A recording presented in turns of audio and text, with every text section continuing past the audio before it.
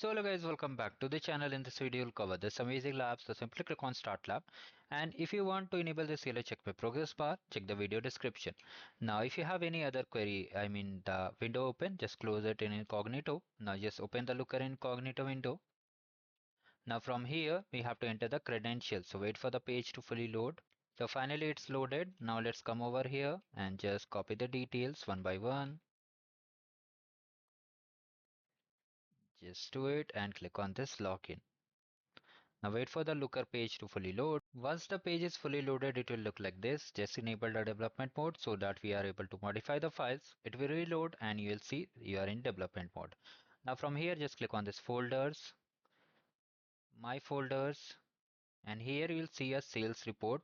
Okay, so here you have to just click on it. Let me just check it out. First of all, you can clearly see we have to just find for the look ML dashboard. So from here again, come to the folder look ML dashboard.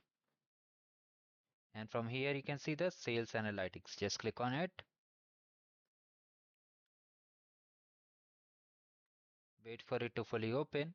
Now once you have opened it, it will look like this. You have to just select is in the year